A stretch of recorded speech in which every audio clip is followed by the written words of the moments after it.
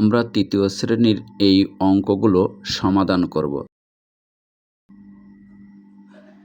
রিনাদের ফল বাগানের আম গাছে মোট আম আছে।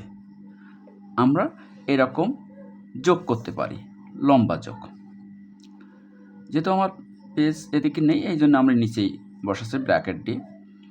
আচ্ছা, আমরা কি করব, এই একক এই একক এই একক যোগ করবো। তার 0, 9 আর 14, 4 একটু দূরে বসাবো। 14, 4 হাতে থাকে 1, এককের 1 বসালাম, হাতে 10-এর 1 থাকলো।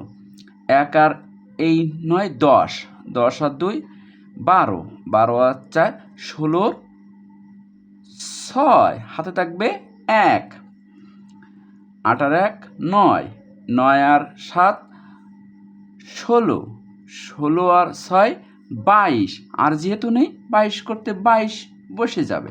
তার মানে 2264টি আম পাড়া হয়েছে। ধন্যবাদ।